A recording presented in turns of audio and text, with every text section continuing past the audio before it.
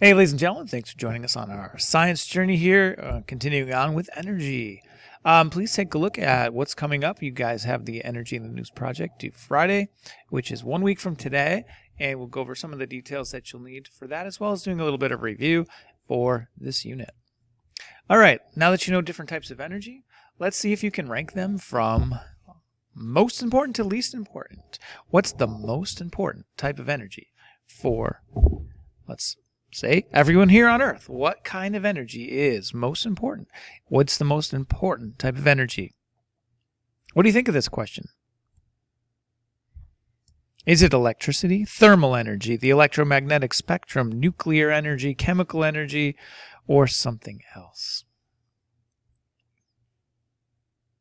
Well, maybe the question itself needs to be judged, because who knows? I mean, they're all transferring from one form to another. Maybe we really just want to know, where does energy come from? How does life here on Earth and the planet in general get its energy? Where does that energy come from? Well, if we trace our energy back and back and back, what would we find? We'd be looking at the sky. We'd be looking to the stars, because most of the energy here on Earth was originally from the sun. How does that happen? I thought the sun was just a big explosion in space. How did energy from the sun affect us? Let's take a look and see if we can explain. Enjoying the sun and looking to find out if anyone knows why the sun shines. So the sun gives us a lot of Heat, yeah. sunshine. Provides energy. Yeah, heat gives us energy. life, really. Where does the sun get that energy from? I have no idea. I have no idea. Some kind of chemical reaction. Yeah, gas explosions. Doesn't it burn gas? The burning of gases. It's burning up. Fire. The fire that's on the sun?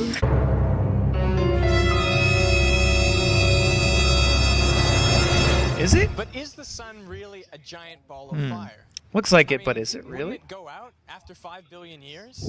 It's one of those things that you just assume you know, but then you don't actually know. So in this bucket, I have the components of the sun. Well, I have protons and neutrons. There's some electrons, but I didn't bring them. Okay. Yeah. Most of the sun is actually protons. Okay. And so what do the protons do in the sun? It dance together. Okay. But when they come close, you know what they do? They just Collide. Well, actually, they bounce off each other. I'm coming in. Pause. Think. Why do they repel? Remember, protons are positive, and like charges will repel. Why do the protons bounce off each other? Something to do with electrons? Positive, negative electrons. Because they don't like each other. They don't like each other. That's what it is. That's because a proton needs a neutron, right? Do you know why they repel like that? Magnetic force. The repelling magnet type thing. Magnet field, Electric field. Positives and negatives. positive and negative. It's to do with the positive negative, right? We got protons. Protons are Positive. So the Positively charged. yeah. So the positives repel each other. Negative charge. Okay. This is why it's so important that the sun's hot, because if the sun is hot enough, it gets these things moving so fast that sometimes they can't avoid a collision. Okay. And when they get too close, they actually go. An explosion. Goes everywhere. So what's his metaphor here? What's the water in this example?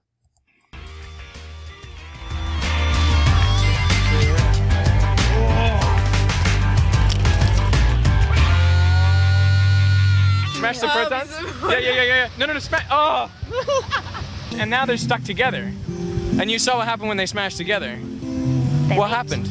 They leaked. Is that energy? Yeah. Sick. Well, the water poured out, but I guess energy would have poured out. Yeah.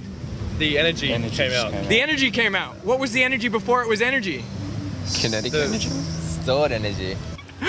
So what's happening there? It's really What was the energy before it was energy, right? It's energy, but where did it come from?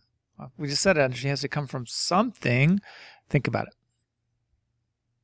releasing some mass Yeah. colliding. And that mass is... It's converted into energy. It was the mass of the protons. When the protons smashed together, they got lighter. Yeah. And they lost that mass, and the mass was converted to energy. You know a famous equation about that? Yeah, Do you? What's the famous equation with energy and mass? MC squared. E equals mc squared. E égale mc2. Have you heard that famous equation? Which? Protons makes energy? Well, E equals mc squared, yes. so what's E? The sun, I don't know.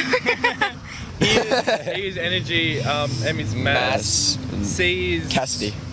Carbon? I don't remember what C means. So C is the speed of light. Speed of light? No. Right? Really? Yeah. Oh, I thought it was Isn't that something weird? The speed of light. right. Ah. Wow. Wait, no wonder we dropped science. It seems most people have a tough time remembering that C is for the speed of light.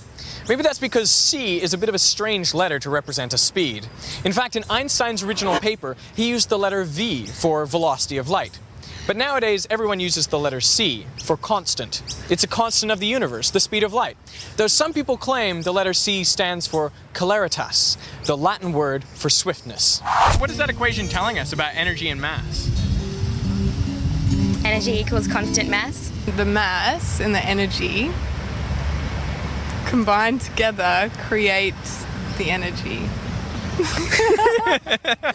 It's basically saying, like, this mass that comes out gets converted to a lot of energy. And the speed of light is a huge number. Yeah. So you think about that, tiny bit of mass is a huge amount of energy. So every second, the sun is actually losing 4.3 billion kilograms. Every second. That amount of mass is being converted into Energy. In the sun, hydrogen fuses together to form helium. But that's a little confusing because how out of only protons do we create a helium nucleus which has 2 protons and 2 neutrons? Well, the thing is, when the first two smash together, one of the protons actually emits a positron and a neutrino and quickly becomes a neutron. Next thing that happens is another proton smashes in. And again, we get more energy released. Now, if two particles like this collide, they emit 2 protons, and what we're left with is the helium-4 nucleus. There you have hydrogen fused into helium. And a lot of mass lost, a lot of energy released. So it seems like a lot of energy is created here on the sun, and as it travels to Earth, it turns out much of that energy can be converted to all the different kinds of energy we see here on Earth. Hey, let's find out how to communicate some of this in our Energy in the News project. And don't forget, we need that by Friday. So let's take a look at your article. Find your article or two about the different types of energy in the news. Go ahead and log in if you've got it on your computer or find your packet. First thing we're going to need to do is figure out which type of energy your article is mostly talking about.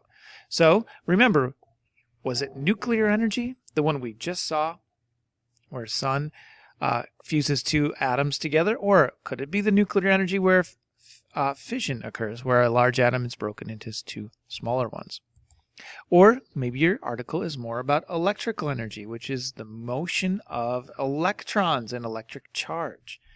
Maybe yours is more about mechanical. Maybe this is a machine or a moving object, and it could have kinetic or potential energy.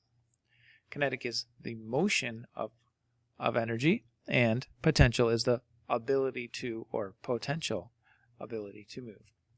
Maybe your type of energy is actually something a little bit more like sound, which really is just kinetic energy because it's moving molecules. How about thermal energy? Again, it's kinetic energy because it's the motion and vibration of molecules. What if something gets so hot it glows? Well, now we're talking about the electromagnetic spectrum, which is the ability of energy to radiate or travel through empty space in our electromagnetic spectrum, from radio waves up through visible light, up through X-rays and gamma rays. Whatever the type of energy your article is about, make sure you can summarize it and compare and contrast. So to get full points on your essay, make sure you have your outline and links and articles, planning outline, which you're going to turn in with your article. Or sorry, with your essay. Show some thoughtful planning. Your essay will have details where you compare and contrast, and if you do your outline, you should have plenty of things to write about. Your effort, of course, shows investment. Let's just 12-point font, single space. Make sure your spelling and grammar and proofreading is happening. All right, let's look at paragraph 1. This is the intro. This is the topic that you're going to introduce. There are many types of energies discussed in news stories with many similarities and differences. Hey, go ahead and take that line. Go ahead and start with that, and then you continue. What types of energies are you comparing and contrasting? Let's be general and not give any details yet, because we're going to summarize the articles first. So, what types of energy? What does it say in your articles? And then conclude that by telling us the point where you're restating that there are many types of energies and we're comparing and contrasting. Avoid things like I statements. You don't need to say I will be comparing, or in this essay we will be looking at. Nope, just go ahead and say the things you want to say. In your outline, there's a place for you to summarize each article, which could help you greatly when it comes down to writing your first paragraph. Okay. In your outline, we'll take the general type of energy. Maybe it's electrical, and maybe over here it's mechanical. Maybe you have a roller coaster in one article and some sort of electrical energy here. All right, paragraph 2. Now we're going to get into the real difficult evaluation, because now you need to tell us the similarities and differences. So start off with your topic sentence. What's the general similarity and difference? In your body, you're going to give us the details. What are the specific text details that are the same in both articles? And then you can tell us some specific details about the differences. How would that look? How can we plan this? Well, I'm going to read my articles and think about the similarity. If it's an article about a roller coaster and an article about electric power, then what's the same? Well, maybe my roller coaster is powered by electricity. And what is it saying that's exactly the same? Maybe it's talking about a new source of energy that could be used at your home and similarly in a roller coaster. Okay? You don't need to say that they're both forms of energy. We know, that's a given. Just tell me something very specific about the similarities. And the differences, of course. They're different types of energy. Yes, don't say that. Instead, say how the articles approach this differently. Maybe the source of energy is created by waterfalls. And maybe in the other article, they're talking more about fossil fuels. So the difference could be the source. So whatever it is, you have plenty of details that you can talk about now in your article. Again, we're not summarizing. You've done that already. Give me the details about the similarities and the details about the differences. Sometimes it helps to plan all that out. So there's lots of mind maps and Venn diagrams and things that you can make, whatever works for you. This kind of a chart helps me when I'm writing. And finally, your conclusion paragraph. When you're ready, you can tell us a conclusion.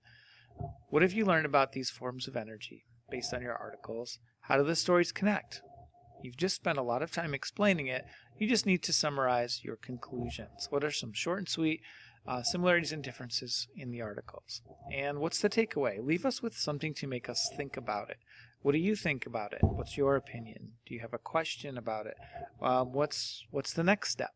Why are they in the news? And why should we care? So good luck. Hopefully that walkthrough helps you with planning. If you have questions or you want me to preview some of the writing that you've done and give you some feedback, feel free to send me something on Schoology. You can send me a copy, an email. Remember, I'm going to want your outline, planning paper, and your essay together, though, when it's time to submit them next Friday. So wait for that, because I will be putting a special folder in Schoology or a special assignment for you to put those in. So wait till the due date, and I will definitely let you guys know and show you in Schoology how to do that. But enough talking. Good luck, and thanks for trying science. See you in the next one.